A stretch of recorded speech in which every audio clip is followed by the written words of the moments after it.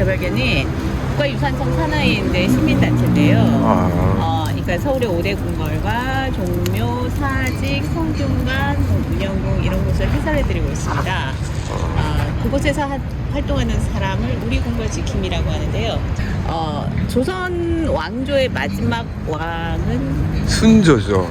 그 위에 고종이지. 고종입니다. 아, 그렇지. 대한제국 시절 그렇죠. 때. 그리고 오케이. 대한제국의 첫 번째 황제가 고종이시죠. 그렇죠. 네, 고종은 세자 시절 없이 12살의 왕이 되셨습니다. 그러니까 고종은 궁궐에서 어렸을 때 살았던 것이 아니라 사가에서 살았고, 고종이 12살까지 사셨던 곳이 이곳 운영궁 북동 쪽에 종로소방서가 있습니다. 바로 여기 붙어 있어요. 예, 거기서 봤어요. 사셨어요. 1863년 겨울입니다. 25대 왕 63년. 예, 1863년 25대 왕 철종께서 오랫동안 병을 앓으시다가 아들 없이 돌아가셨습니다. 자, 이제 후계왕에게 지명권을 갖고 계셨던 대왕대비께서는 다음 왕으로 누구를 할까 찾아봤더니 가까운 왕실의 친척은 없었습니다. 그러니 철종을 강화도에서 데려왔겠죠. 그래서 그나마 가까운 친척 중에는 흥선군이 있었는데, 흥선군은 이미 나이가 너무 많았습니다. 그래서 흥선군의 둘째 아들을 대왕대비의 양자로 삼고 다음 왕으로 지명하셨습니다. 그분이 고종이시죠. 그런데 이제 아들이 왕이 되셨으니까, 아버지가 살아계셨으니 아버지 흥선군은 흥선대원군이 되셨고, 어머니는 부대부인으로 지위가 높아졌습니다. 그래서 왕실에서는 부모님에 대한 우대 조치로 더 큰 집을 지을 수 있도록 비용을 지원했고, 그래서 이 옆에 있는 땅을 매입하면서 즉위하신 다음에 이 집을 완성하게 됩니다. 그런데 이제 이 집을 짓고 난 다음에 이 집을 불러야 할 필요가 있었겠죠. 그래서 사람들이 이 집을 부를 때에는 약간의 그 궁궐의 이름이 있는데, 지금 우리가 사 있는 곳은 평지죠. 근데 여기에 보면은 언덕이 있습니다. 그러니까 조선시대 이 언덕은 이곳은 언덕이었고, 그리고 당시 사람들은 이 언덕을 구름 언덕, 운현, 구름제, 운현이라고 불렀습니다. 그리고 세자 시절이 없이 살았던 왕이 된 왕의 어렸을 때 살았던 집을 본궁이라고 합니다. 그러니까 운현에 있는 본궁이라고 해서 운현궁으로 불리게 됩니다. 그리고 이제 그 운영궁이 가장 전성기 시절에는 흥선대원군이 계시던 시절이죠. 그렇죠. 지금 이곳 운영궁은 한 2,000평 정도의 부지를 차지하고 있는데, 흥선대원군 시절에는 저기 종로소방소 쪽에 안국역 사거리 있죠. 저기에서부터 여기 옆에 운현초등학교 지나서 경운초등학교 지나서 교동초등학교까지 길이는 이 정도 되고요. 저기 헌법재판소도 포함이 되는 아니요, 건가요? 포함 안 돼요. 요 안국역 사거리요. 사거리까지만. 현대건설 본사는 포함되지 않고. 네, 거기가 관상감이 있었습니다. 네. 그다음에 왼쪽에 있는 이 큰 길에서부터 동하문로 앞에 있는 큰 길까지가 한 블럭이면 그 블럭의 반이 이제 이곳 운영궁의 영역입니다. 그러니까 운영궁은 지금보다 한 5배 이상 넓은 영역을 차지하고 있었죠. 그러니 이렇게 큰 곳을 지키고 관리하는 사람들도 많았을 것이고요. 그래서 그 24시간 상주하면서 이곳을 보초서고 관리하던 사람들의 건물이 지금 저기 앉아 계시던 사람들이 앉아 계시고 있는 저곳입니다. 지킨다라는 뜻의 수직사라는 이름을 붙이고 있는 건물입니다. 자, 그리고 입장하신 분이, 그러니까 문의 지붕이 담장의 지붕보다 높이 솟아있죠. 여기 있는 요 문도 보시면요, 문의 지붕이 담장의 지붕보다 이제 솟아있죠. 네. 이런 문은 소설대문이라고 합니다. 우리가 답사를 다니시다 보면은 저런 소설대문이 있는 큰 건축물, 그러니까 아주 고급 주택을 꽤 보게 되는데, 그러니 조선시대 때에는 저런 문이 뭐 기본적으로 있을 것이다라고 생각하시기 쉽지만, 저런 건축물만 남아서 그렇습니다. 대부분은 초가집이나 평대문이었고, 저런 문이 있다는 것은 그 집의 권세와 부를 나타내는 어떤 상징 같은 것이었습니다. 자, 저런 소설대문이 있게 된 이유는 세종대왕 시절, 조선 초기로 거슬러 가야 됩니다. 그때는 과학기술이 발달하던 시대였기 때문에 세종께서는 이제 그러니까 기술자들에게 혹은 학자들에게 뭔가를 많이 개발하라고 하셨죠. 그때 만들어진 개발품 중에서 바퀴 하나가 달린 수레가마가 있습니다. 그러니까 큰 바퀴에 의자를 달고, 그 다음에 양옆에서 사람이 이렇게 들지 않고 이렇게 밀 수 있게 하는 수레가마를 만들었는데, 그걸 초원이라고 하고, 그 초원을 만들어서 정의품 이상의 고관들에게 이제 하사하셨습니다. 지금으로 치면 장관들에게 내려주신 그 개인 차죠. 그래서 이제 그거를 타고 있으면은 그 사람이 얼마나 권세가 있나, 높은 지위를 가졌냐를 나타내는 척도가 되다 보니까 이게 나중에 돼서도 사람들은 그 초원을 가지고 싶었습니다. 그리고 누군가가 가지고 있는 초원보다 내 초원이 더 컸으면 좋겠죠. 그러다 보니 그 초원을 탄 채로 집에 들어가야 되는데, 그러면은 집의 문의 사이즈가 넓거나 높아야 되겠죠. 그래서 초원의 크기에 따라서 저 소수 때문에 문의 크기가 넓어지는, 예, 그런 게 됩니다. 그리고 여기 앞에 초원, 그 소수 때문에 좀 바닥에 보시면은 바닥에 네모난 돌이 있습니다. 저 돌이, 돌. 예, 그러니까 높은 가마나 마을에서 이제 타고 내릴 때 사용하는 그 디딤돌로서 노둣돌이라고 부릅니다. 한자로는 하마색이라고 하죠. 자세히 예. 보겠습니다. Left to right ba? Ano natin yung phone mo? Yung phone mo yun. Tama diba? Left to right? Or right to left? Ano ba tayo? 여기는 경복궁과 마찬가지로 한국 사람이보다는 외국인들이 더 많이 사는 곳인 훨씬 것 같아요. 맞습니다. 자, 제가 앞에 서지 않고 이렇게 옆에서 설게요. 네. 이 건물은 흥선대원군의 사랑채 건물입니다. 여기 운영궁에는 메인 건물이 3개가 있는데 이 사랑채 건물의 이름은 노안당이라고 부릅니다. 저기 현판, 그러니까 좀 더 구체적으로는 편액이라고 하는 저기에 늙을 노자에 편안한 안자가 적혀 있는데 노자가 좀 특이하게 적혀 있습니다. 추사 선생님의 뜻입니다. 네. 추사 김정일 선생님. 네. 그래서 추사께서 직접 써주신 건 아니고요. 그때는 이미 돌아가신 지 8년이 지났을 때였기 때문에 흥선대원군께서는 추사의 글씨 중에서 마음에 드는 노자, 마음에 드는 안자, 마음에 드는 당자를 이렇게 수집하셔가지고 그걸로 이제 똑같이 써서 이렇게 저걸 이제 제작하는 방식입니다. 아, 네. 그러면서 옆에 서위, 석파선생, 노안 이렇게 적혀 있는데요. 그러니까 늙은 완당이 석파를 위해서 썼다라고 이렇게 적혀 있는데 내 스승님이 살아계셨으면 반드시 필히 저렇게 써주셨을 거다라는 의미가 될 겁니다. 왜냐하면은 그 흥선대원군에 어렸을 때 그림과 글씨 선생님이 추사 선생이었거든요. 그래서 예, 그래서 그러니까 워낙에 스승의 글씨를 좋아했기 때문에 그분을 스승으로 모셨고, 그리고 스승의 글씨를 그대로 똑같이 쓰려고 노력을 하면서 나중에는 본인의 독특한 필법으로 익혀 나가는 방식으로 어렸을 때 글을 배웠기 때문에 흥선대원군은 추사 선생의 그 글씨가 흥선대원군 글씨의 그 바탕에 깔려 있습니다. 그리고 이곳에는 또 추사 선생의 글씨가 여기뿐만이 아니고 저기 뒤에 있는 건물에도 그 추사 선생의 글씨가 있고, 이 안쪽에 있는 이 대청마루에도 커다란 편액에 추사 선생의 글씨가 걸려 있습니다. 안쪽으로 한번 올라가볼까요? 예. 선생님 편하신 대로 하십시오. 아니, 평소에 이렇게 합니다. 아, 예. 오늘 좋은 분 만났네요. 위로 올라가시죠. 자, 왼쪽에 보시면은 이 평상 위에 벽에 무량수각이라는 그림이 글자가 있는데, 예. 저것도 추사 선생의 글씨인데 저 글자는 그 해남에 있는 대흥사라는 절에 걸려 있는 추사 선생의 글씨를 이제 그대로 다시 쓴 겁니다. 추사 선생께서는 그 제주도에 유배 가실 때 해남 대흥사에 들르신 적이 있는데 그때 대흥사에 들리셨다가 쓰셨던 글입니다. 그러니까 지금 이 무량수각은 그러니까 늙지 않는 영원히 사는 집이다라는 뜻인데요. 여기가 이제 신선의 집이다라는 그런 의미가 됩니다. 그러니까 옛날 선비들은 본인의 집이 신선의 세계였으면 좋겠다고 생각했습니다. 왜냐하면은 아프지 않고 평생 오래오래 살기를 바랐기 때문에 다들 자신의 집을 꾸밀 때 신선 같은 세상을 생각하면서 집을 꾸몄습니다. 그래서 이곳 곳곳에는 신선의 세계가 이렇게 장식되어 있습니다. 그리고 여기는 추사가 아니고 석파선생, 그러니까 흥선대원군의 정치 공간이기도 했습니다.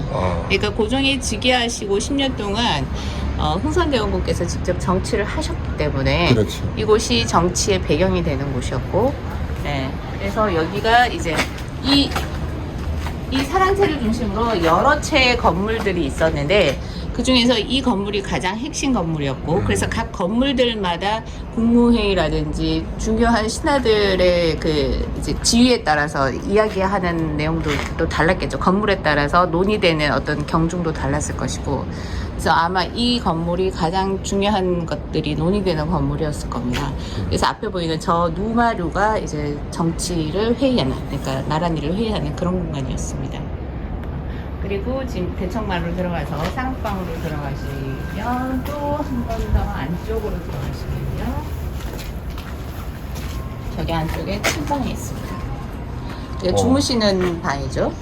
그러니까 저곳에서 흥선대원군께서 돌아가셨습니다. 아, 그러니까 마지막으로.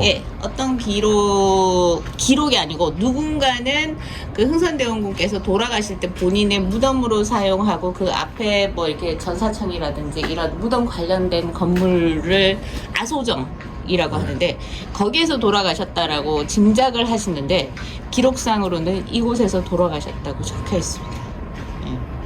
그러니까 12살 때 왕을 즉위를 했기 때문에 실제로 이제 아들이 즉위했을 때의 실제 정치 권력의 핵심이었고 돌아가신 것도 바로 이곳이었고 이 사랑채라는 것이 그야말로 정치의 중심지 딱 10년 동안 1863년도부터 1873년도까지의 정치의 중심지 네. 이곳이 그리고 돌아가신 것도 딱 10년 만에 권좌에서 물러났더라고요. 네네. 아이 감사합니다. 좋은 말씀. 그리고 이제 여기가 정치의 중심지, 그러니까 신하들과 왕이 나란히를 의논하는 곳을 궁궐이라고 하잖아요. 그렇죠. 그러다 보니까 여기도 궁궐과 같은 위상을 갖고 있었습니다. 그리고 이곳을 지을 때도 흥선대원군이 직접 지으실 때도 어떤 궁궐 같은 느낌으로 지으셨습니다. 그래서 건물을 아까 우리 이쪽에 삥 둘러져 있는 이 바깥 공간에 약간 복도 같은 느낌이 있죠. 지금 그 저기 텐마루에서 대청마루로 들어왔다가 사랑방으로 들어왔다가 침방으로 들어가고 침방 옆에는 또 옆에 텐마루 방이 있어서 거기에서 주무시는 분을 보초서고 수발 들고 하는 그런 방도 있습니다. 그러니까 방이 격방구조로 되어 있고 지금 여기 삥 둘러서 복도가 둘러싸고 있는 방식이죠. 이런 방식이 궁궐 내전, 그러니까 생활하시는 분들이 사용하던 방식입니다. 그러니까 우리가 사극을 보면은요, 그러니까 중전만만한 왕이 계시면 그 바깥에 내관이나 궁녀들이 이렇게 대기하고 있다가 주상전하 납시오 하고 무슨 영의정 납시오입니다 그렇죠, 하면서 그렇죠. 하는 그 공간이 복도잖아요. 그렇죠. 그러니까 그런 복도 공간이 궁궐만큼 크진 않지만 그런 형식으로 여기도 그렇게 됐습니다. 그리고 지금 이 기단을 올라오기 위해서 계단이 3벌이 있는데요.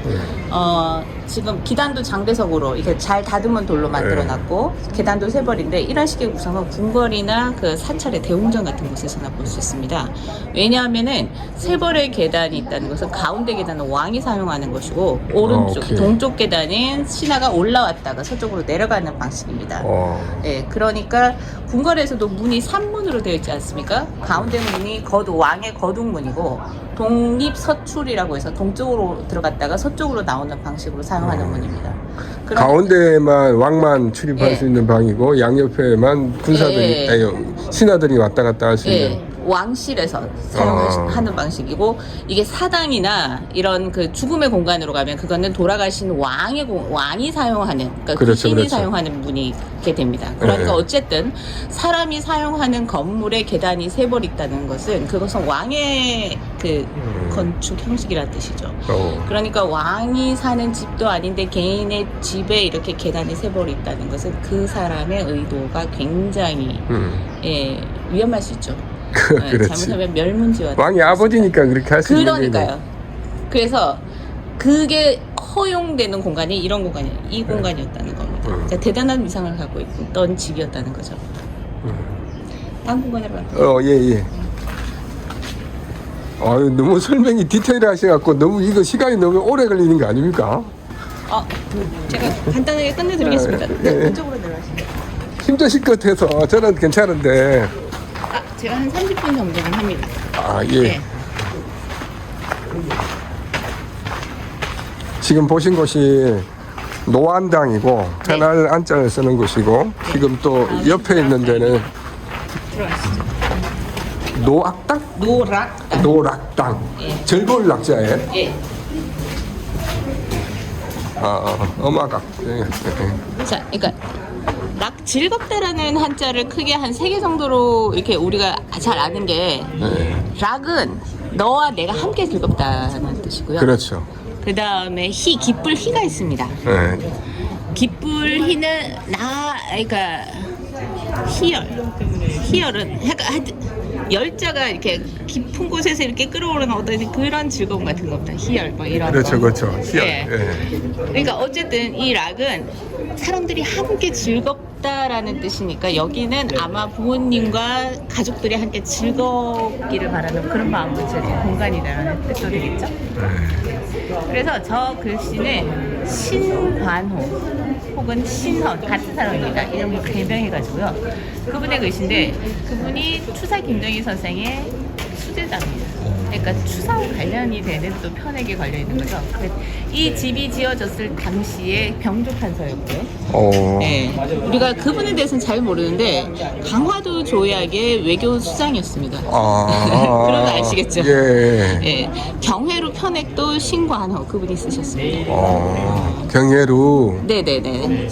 그러니까 추사 김정희 선생님이 제자가 황성대원군이고 그 중에서 수제자 여러 분이 제자들이 있을 텐데 수제자 같으신 분이 저 글을 쓰셨고 그분이 또 강화도 조약의 병조 최고 수장이셨다. 당시 최고 이제 권력을 가지고 있는 분이기도 했고 황성대원군하고는 아주 친한 친구기도 했고 동문수학했던 사람이네. 뭐 그런 느낌인 거죠. 네. 그래서 여기도 그러니까 일반 집의 안채 중에서는 상당히 규모가 크죠. 그렇죠. 네. 그러니까 여기도 보시면은 방이 있는데 저 대천마루의 그 깊이에 비해서 이 방의 깊이가 얕죠. 네. 저 뒤에도 방이 있다는 뜻입니다. 저쪽에도 한번 가보시죠.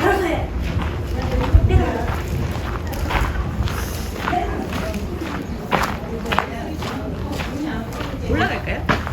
그렇습니다. 요 방의 깊이에 비해서 이쪽 방의 깊이가 좀 얕고 그 뒤에 방이 또 있겠죠? 그죠? 저기 지금 조 열려 있는 문과 여기에 이렇게 열려 있는 문과는 다른 공간으로 지금 분리되어 있습니다. 그죠? 이쪽으로 보시면 그죠? 이 방 뒤에도 방이 있을 거고 그 옆에도 방이 있을 거고 그 뒤에도 방이 있고 그 뒤에도 방이 있고. 예. 그러니까 저기도 마찬가지로 방방 뭐 이런 식으로 이제 구성되어 있고 그러니까 격방의 구조에 이렇게 복도가 둘러싸고 있는 방식. 여기도 마찬가지로 궁궐같이 되어 있고요. 그러니까 전체적인 평면의 그 아웃라인, 바깥 라인의 형태를 보면은 경복궁의 중궁전인 교태전과 여기가 매우 흡사합니다. 둘 다 흥선대원군이 지었고요. 여기가 먼저 지어지고 경복궁은 나중에 지어집니다. 그래서 학자들은, 건축학자들은 여기가 경복궁 교태전의 모델링이 되었을 것이라고 얘기하기도 합니다. 나는 이게 부엌이죠, 이게. 양쪽이 다 부엌이었는데요. 저기만 쓰고 여기는 약간 광이나, 그러니까 좀, 그러니까 뭔가 음식을 준비하는데 여러 단계가 있어요. 그렇죠. 그러니까 조금 더 전 단계나 뭐 이런 걸로 사는. 이게 또 재밌어 보인다. 뭐 떡매도 있고 매통도 있고. 매통 아십니까? 맷돌 저기 뚜둥이 떡 만들 때 저걸 절구같이 쓰는 거 아닌가요? 쌀을 수확을 하면은 먹기 전까지는 계속 겨가 있는 그 상태로 보관하다가 먹기 직전에 정리를 하죠.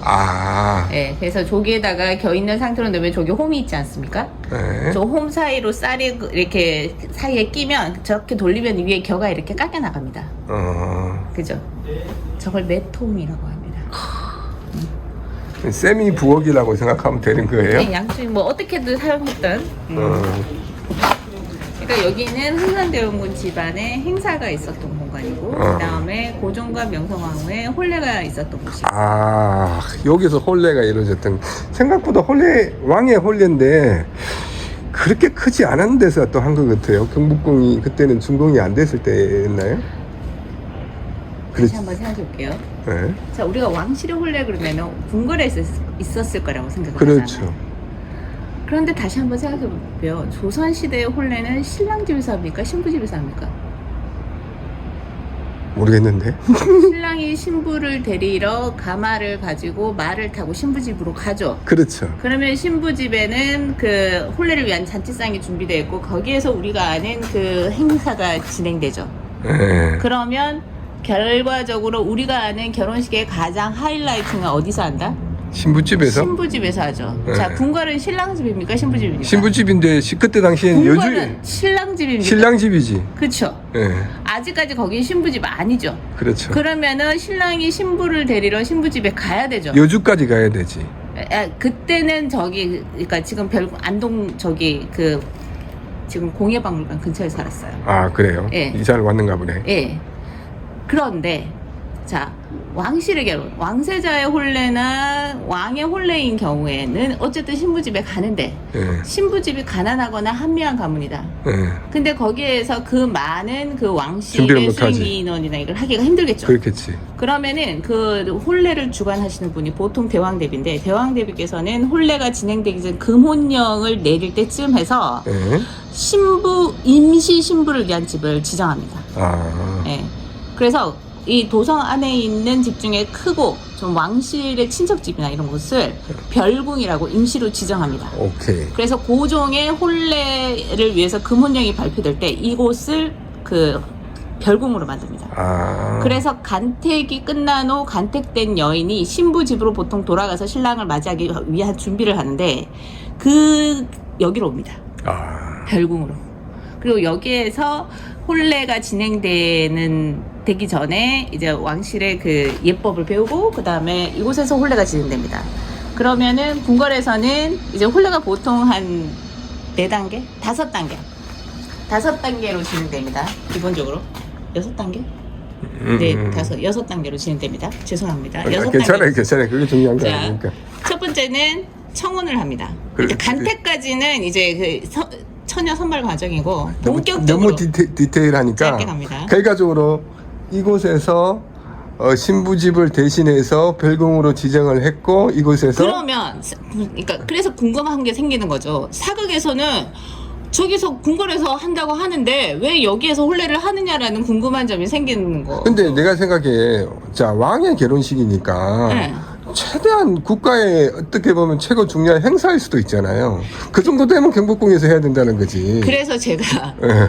짧게 설명을 드리겠다는 거죠. 자, 혼례가 총 6단계로 진행이 되는데요. 청혼을 합니다. 네. 그러면은 청혼을 하기 전에 그 남자 집에서 준비를 하겠죠. 그 준비를 하면서 청혼 의식을 청혼서를 보내는 거를 그때 창덕궁에 계셨으니까 창덕궁에서 네. 보냅니다. 그러면 여기서 받아요. 예. 보내는 의식이 저기서 있고 받는 의식이 여기서 있는 겁니다. 자, 그렇지. 이제 예물을 보냅니다. 두 번째. 예물을 보내는 의식을 창덕궁에서 해요. 그럼 네. 여기서 받는 의식을 합니다. 예. 자, 세 번째. 날짜를 정하는 의식을 하고 여기서 받는 의식을 하는 겁니다. 예. 자, 네 번째는 아직 이 여인은 일반인이고 혼례를 올릴 사람은 왕이에요. 그렇지. 지위를 맞춰줘야 돼요. 예. 그래서 이 여인의 지위를 맞추는 걸 궁궐에서 하는 게 아니라 여기서 합니다. 그래서 왕비 책봉식이나 세자빈 책봉식을 별궁에서 하는 겁니다. 예. 자, 그게 네 번째고, 5번째는 이제 친형례라고 해서 신부를 맞이하러 신랑이 오는 의식입니다. 이게 네. 가장 화려하죠. 퍼레이드가 그렇겠지. 진행되죠. 그러면 궁궐에서는 퍼레이드 준비를 다 해서 신랑이 면류관의 구장복을 입고 연이라는 큰 가마를 타고 나오면 그때 당시 수행 인원이 2,430명, 수행하는 말이 690마리였습니다. 그 퍼레이드가 궁궐에서 나와가지고 삥 둘러서 여기 앞에 오면은 신부는 신랑을 맞이하기 위해서 여기서 이렇게 상이 마련되어 있습니다. 그래서 여기에서 이제 뭐 이렇게 서로 맞절하고 하늘을 맹세하고 부모님께 맹세하고 잘 살겠다고 부부가 서로 맹세하고 뭐 그런 행사를 하고 난 다음에 보통은 신부집에서 한 며칠 자죠. 혹은 조금 조선 초기에는 아주 긴 시간 동안 신랑이 장가를 드는 방식입니다. 맞아요. 그런데 왕실의 결혼식인 경우에는 왕이 계속 밖에 나와 있을 수가 없잖아요. 위험하기도 하고. 그래서 그날 바로 돌아갑니다. 그래서 그날 여기서 초례상을 그러니까 다 하고 난 다음에는 신부를 데리고 다시 돌아갑니다. 그래서 궁궐 안에서 첫날밤을 치릅니다. 그게 6번째 절차입니다. 아이고. 그래서 궁궐에서 혼례를 올린다라고 생각을 하게 되는데 원칙상 사실상은 신부집에서 혼례를 올리는 겁니다. 그래서 이곳에서 그 고종과 명성황후의 가례를 재현하는 행사가 있습니다. 봄에. 이제 이해가 되네. 자, 우리가 말 속에 보면 장가를 간다는 말이 신부집으로 남자가 간다는 말이고, 여기 결과적으로 여기를 신부집으로 썼기 때문에 조선의 예법에 따라서 우리가 이게 신부집에서 결혼하는 게 우리 조선의 예법이에요. 성리학의 예법이에요. 유목민의 예법은요. 네. 유목민의 예법과 농경사회의 예법이 다릅니다.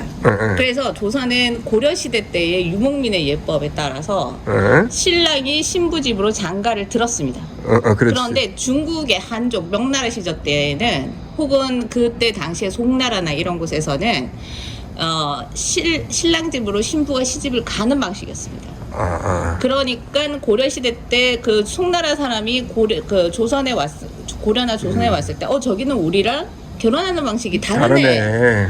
그러다 보니까 그 두 개가 따로 진행되다가 어떤 데는 이제 중국에서는 그렇게 진행되고 조선에는 그렇게 진행되다가 우리가 명나라를 사대하면서 그것을 서서히 받아들이기 시작합니다. 그러니까 장가드는 문화가 조선 초기에는 진하게 있다가 조선 후기로 올수록 시집가는 문화로 서서히 변하게 되는 거죠. 오케이. 그래서 신랑 집에서 그러니까 신랑이 신부집으로 장가드는 기간이 조선 초기에는 거의 뭐 20년, 뭐 10년 이상 20년 아예 평생 그 집에 살기도 하고 그렇게 장가드는데 점차적으로 이제 그 신부 집에서 머무는 기간이 줄어들기도 하고 아예 신부가 이제 신랑 집으로 시집 가기도 하고 하는 그런 식으로 이제 변화되는 거죠. 이건 결과적으로 보면 우리 전통 예법, 그러니까 유목민의 예법, 명나라의 성리학이 아닌 한국의 예법이 우리 한국의 조선 고려 시대 때 내려왔던 그 예법대로 남자가 여자 집으로 가서 장가를 들고 다시 왕으로 복귀하는 그 과정에 있었던 거네. 복잡한 이야기 고맙습니다. 비교적 간단하게 했는데요. 근데 알면 알수록 더 깊이가 있어. 우리는 원래 그러면은 남자가 여자 집으로 가는 게 전통이었는데. 네. 그게 나도 우리 다른 사람 그렇잖아요. 장가 간다. 장가 간다. 그러면 남자는 장가든다 그러고 여자는 시집 간다 그러면은 둘 다 가면 그렇지. 원래 장가 간다는 말을 더 많이 쓴 것 같아요. 우리 아버지나 어머니 쪽에서는. 그건 남성 중심의 이제 단어가 사용되는 거고, 그죠? 여자한테는 시집 간다 이런 말이 되는 거고.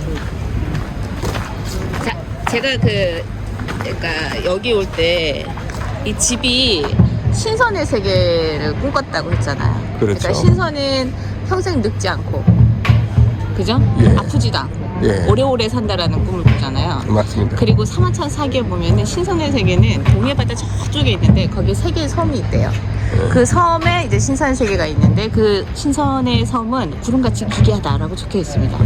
그러니까 당시 사람들은 구름같이 기괴한 모양의 돌이 이제 신선에 사는 세계 미니어처라고 생각을 하면서 그걸 집안에 갖다 놓고 신선의 세계라고 상상을 하는 겁니다. 그래서 집안에 이렇게 괴석이 있습니다. 오케이. 그리고 동해바다도 필요하잖아요. 그래서 중간에 이제 물을 받아두는 이렇게 물그릇 같은 거 그런 식으로 이렇게 물확 같은 것들을 두면서 신선의 세계를 여기다 구현하는 방식입니다. 네, 그래서 궁궐 같은 데 가시면은 연못 주변에 이렇게 괴석이 있습니다. 그것도 동해바다에 이제 섬이 있다라는 이런 개념이고, 경해루를 가시면은 그러니까 경해루 연못 한가운데 세 개의 섬이 있습니다. 그러니까 못 한가운데 물 한가운데 혹은 아주 아무것도 없는 잔디 한가운데 돌이 세 개가 있는 게 기본인데 뭐 변형은 있을 수 있죠. 어쨌든 그게 이제 신선의 세계를 구현하는 방식이라고 생각을 했던 겁니다. 그게 이제 여기 이 운영국은 이렇게 갤러리처럼 쫙 전시되어 있는 거죠. 이 돌의 원료가 여기도 돌이 있네. 오늘 여기에 무슨 행사하는 것 같은데? 여기 행사 한번 이따가 3시 30분에 있다고 들었거든요. 무슨 행사예요? 여기가 이제 그 남도 보성에서 올라오신 그 수군가 완창하는 행사가 오늘 있습니다. 별주부전 수군가. 예, 국가유산청에서 진행하는 거고, 그러니까 여기서 완창을 다 하신답니다. 그래서 40분 정도, 40명 정도를 이제 선착순으로 들어갈 수 있다고 하는데 촬영하시니까 아마 해도 될 것 같아요.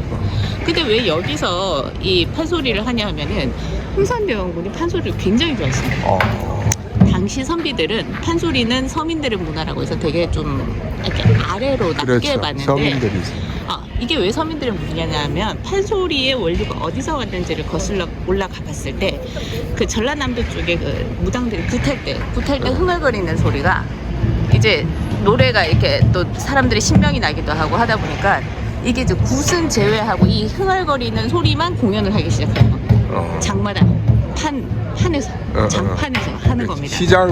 시장 마당 같은 데서. 네, 그러니까 이제 어떤 공연도 하고 노래도 하고 하는 이런 이렇게 사당패들이 그렇게 하기 시작하는 거죠. 그러면서 그러다 보니까 이게 서민들의 언어로 하다 보니까 좀 많이 표현이 저속하기도 하고 그렇겠지. 노골적이기도 하고 그렇게 되게 양반 언어는 아니겠지. 예. 근데 그게 점차 확대되고 사람들한테 인기가 많아지고 그 중에서 이야기가 잘 버무려진 판소리 같은 것들은 완전히 요즘으로 치면은 엄청나게 유행하는 오징어 게임 같은 그런 느낌으로 유행을 하게 됩니다. 그런 게 이제 춘향전 이런 거, 예. 심청전 이런 것들이 이제 엄청나게 유행하게 되는 거죠. 그래서 이제 각 팔도에 그 팔도마다 자기만의 스타일로 노래를 부르는 명창들이 있게 되고 특히 전라도 명창들이 되게 유명합니다. 근데 그 중에서 이제 흥선대원군은 전국 팔도에 있는 판소리 명창들을 여기다 불러가지고 공연하게 합니다. 그러면서 후원도 하시죠. 그래서 그때 당시에 그 전라남도에서 되게 유명한 판소리 명창에서 이경숙이라는 사람이 있었습니다. 흥선대원군이랑 동갑이었는데 또 그 사람도 막 후원합니다. 근데 그 사람은 원래 소리꾼이 아니었고 그 어느 집안의 노비였다가 그 이제 사당패에서 줄타기를 하던 그 사람이었습니다. 제주꾼이었는데 워낙에 줄을 날래게 잘 타다 보니까 그 사람의 별명이 그러니까 이경숙이라는 본명보다 그 사람의 별명이 우리한테 더 친숙합니다. 이날치라고 아십니까? 아, 들어본 것 같다. 이날치야. 뉴스 들어봤더라. 제가 생각하는 아니, 최근에 그 한국에서 하는 그렇지. 아, 예. 그래서. 이거 부른 팀이 이날치예요. 예, 맞아요. 네. 그래서 들어본 것 같아요. 그러니까 그 워낙에 유명한 사람이었기 때문에 그 사람의 이름을 따서 이 팀의 이름을 지은 거죠. 예. 그러니까 그런 이날치 같은 사람들도 여기에 불러서 이제 공연도 시키곤 합니다. 그래서 이제 흥선대원군 시절에 신재효라는 아주 똑똑한 판소리꾼이 있는데 그 사람이 그 사람은 역사책에 나온 사람 아니에요? 네, 맞습니다. 그분이 영화에도 나오고요. 네. 도리화가라는 영화에도 나오고. 그래서 이제 다시 판소리의 언어를 정리하고 판소리 악보들을 다 정리해서 판소리를 아주 세련된 문화로 이제 격상을 하면서 흥선대원군은 이 서민의 문화에서 양반 문화로 심지어는 궁궐에서까지 공연하게 되는 최상류 문화로 판소리를 문화를 이끌어냅니다. 그래서 이곳 운영국은 그 판소리의 메카였습니다. 그리고 난 다음에 6.25가 이제 여러 가지 시대가 지나서 그렇죠. 이제 6.25가 지나고 난 다음에 우리나라의 여기 이 근처에 그 가야금 병창, 판소리 명창 이런 분들이 바로 이 근처에 운동여관이라고 있었습니다. 여관이라는 게 뭐 요즘 같은 그런 개념이라기보다는 사람들이 모여서 연회도 즐기고 뭔가 이렇게 카페나. 고급 문화, 아주 오케이. 고급 상류 문화의 옛날 그런 프랑스 개념이 18세기의 카페 살롱 문화 같은 같은 거. 느낌. 예. 네.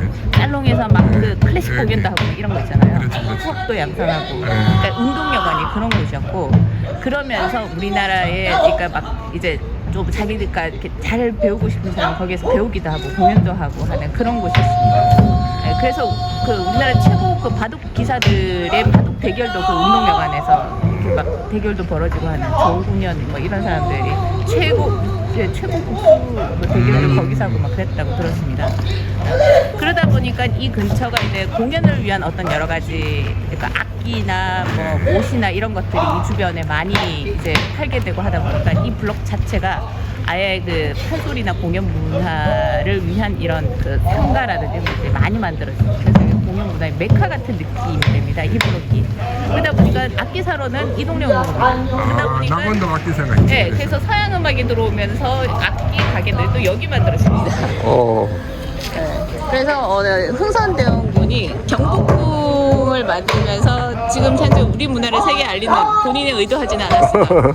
네, 판소리를 좋아하면서 판소리가 세계 이제 무형유산으로 되기까지의 어떤 그 바닥이 굉장히 강한 예. 전통 있는 곳이네. 네. 악기사가 원래 여기 있었던 이유도 있는 거고 판소리도 황성대원군하고 굉장히 어떻게 보면 큰 스폰서였네요. 지금. 네. 대단한 그러니까 우리가 흥선대원군을 어떤 역사에서 되게 좀 안 좋게 그려내기도 하고 하는데 제일 안 좋은 건 세국 정책 빼고는 난 제일 괜찮다고 봐요. 결과적으로 세국 정책을 해서 조선이 건대한 시간이 많이 걸렸지만 그것만 제외하고는 안동 김씨 세력이라든지 그때 당시에 국가가 얼마나 몰랑했어요. 삼전문란하고 뭐 서원도 철폐하고 이 모든 것들은 어떻게 보면 세국 정책 하나만으로 그 형성대원군의 모든 걸 다 설명해 그렇지. 줄 수가 없는 거죠. 왜냐하면 그때는 워낙 급변하는 시기였기 때문에. 그래서 저도 이거 흥선대원군에 대해서 내가 처음에 인식했던 것보다는 여기 와서 이렇게 조금 공부하다 보니까 훨씬 더 우리 문화를 풍성하게 해준 아주 큰 우리에게는 예, 좋은 의미의 인물이기도 했다라는 생각이 들었습니다. 네, 우리가 총 3가지 집을 봤죠. 마지막에 1호당. 1호당. 저 집은요. 여기가 이제 그러니까 그 부대 부인의 안채로 사용되는데 저기가 또 별궁으로 사용되고 그리고 흥선대원군 집안의 행사장으로 사용되다 보니까 너무 번다한 겁니다. 그렇지. 근데 그 부대 부인이 조용하게 머물기에는 너무 정신이 없죠. 그래서 그 혼례가 있고 난 다음에 3년 후에 다시 별도의 별궁을 하나 더 지은 게 여기입니다. 그러니까 첫 번째 건물은 흥선대원군의 사랑채. 정치하는 곳이고 예. 두 번째는 이 공연이나 즐거운 가족 행사장이 가족 된 거고 행사장. 결과적으로 세 번째가 이제 두 분의 그러니까 안채로 사용하게 되는 건물이에요. 실제적인 안채. 그래서 1호당 두 어른을 위한 집이라는 거죠. 부대 부인하고 대원군하고 둘만의 어떤 예. 공간이 다. 네, 그 두 이자가 그 두 이자예요? 네, 네. 알겠습니다. 너무나 고생이 많았습니다. 덕분에 크게 제 유튜브에 도움이 되겠습니다.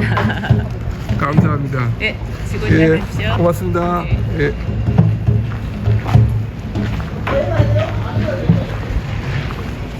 좀 판소리를 하네요.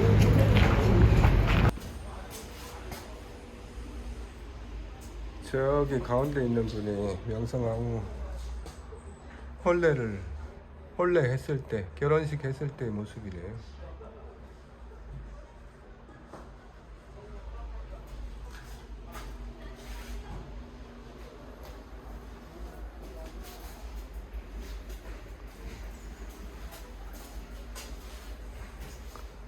대원군 제렌제. Hi, hello.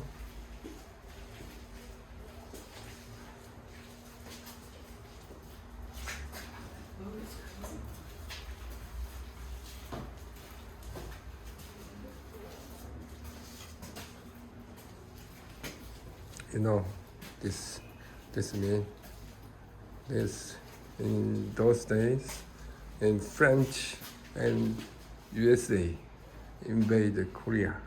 So this is ruler of Hongseong-daeongung made this stone statue. It's against French, England, and USA. It means we defeat USA and French. Good. Yeah. This means is Shinmi. B means USA. 미국. Okay. This is against the war. 병인 병인 it is here for against the French. Okay. I didn't know any of that. Oh, you know. I know Japan. You. Yes. But 1866, 1871. Small war. Very. Small war. But some years later, Japan army invaded Korea. So we weak nation against Japan, so we Yeah. Korea was fallen, collapsed in those days. We are very small nation and weak nation No. in Korean history. It means against foreign arms, foreign army and foreign navy. Because strong French and USA so strong, Japan strong, and Russia, we are small. A lot of foreign army, Russia, China, Japan, China. Russia, USA. So we have experience maybe 40 years ago we have experienced dramatical economic loss. Before that times we are small and divided the land and war 70 years ago Korean War, North Korea, North Korea, so many. Yes. Where are you from? 미국. You? Yeah. Ah, USA, So, USA. yeah, so I know the story of China and Namnodato. Ah, That I know Japan. eh. Japan is bad. Oh, I don't know, no, it's just a history. But I like, I love history. yeah, it's just a secret. I like Japan people. Yeah. And In the because past, history. my aunt, sister of my father was living in Japan, Osaka. Dainichi? Yes, Osaka, living in Japan. I have been a lot of time in Japan, so I'm happy and I'm go along with the Japanese people. I have some Japanese friends, Yes. but in 100 years ago, the world is crazy. Imperial period in those days, and China, England, Russia, great war, big war, World War, and before that time we have a lot of Russia, China, so many. Yes, but I'm proud of this Korean season, this Korean culture, because we are experienced very. In those days, government was corrupt. Almost 100 years. Joseon Dynasty, Joseon Dynasty. okay. Joseon Dynasty was corrupted. Government corrupt and ruler, king, 공정. Gojong, he ruled 50 years for a long time.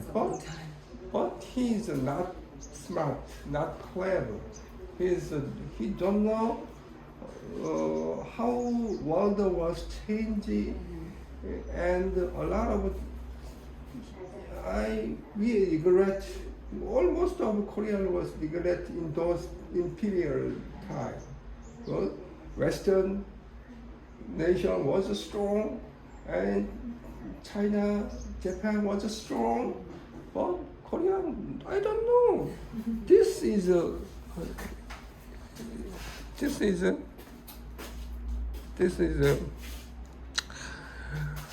yang. It means Western nation.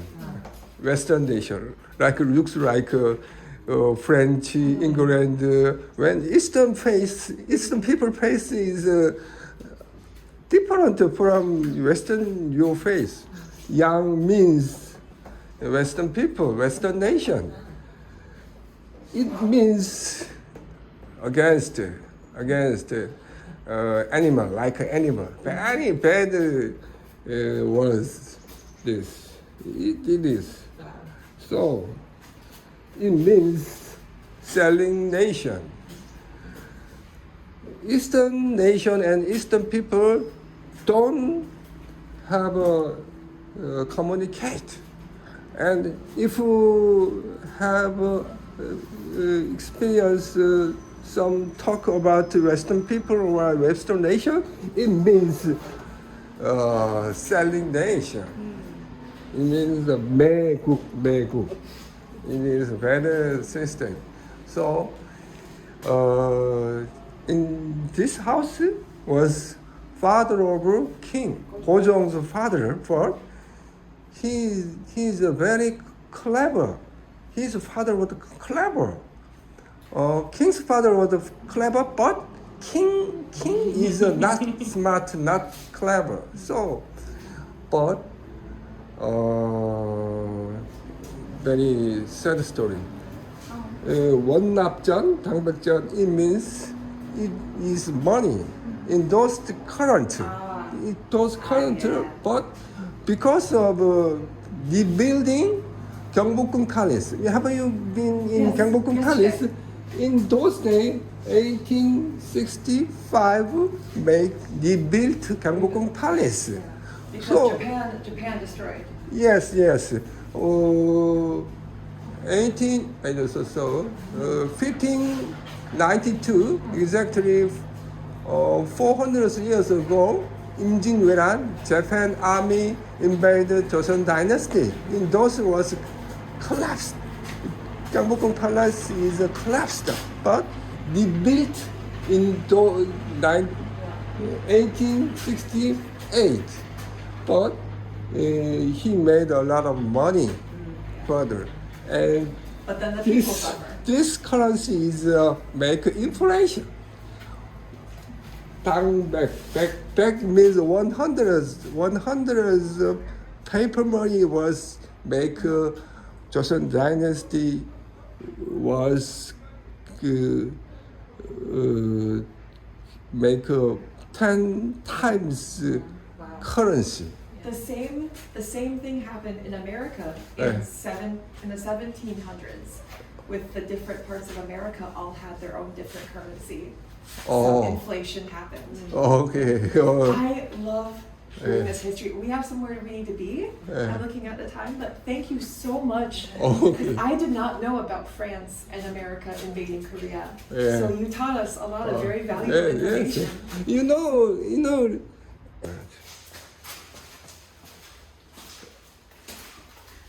이게 명성황후하고 고종의 결혼식 때 복식입니다. 결혼식 때 복식이고 이게 동성대원군하고 부대부 인마의 복식입니다.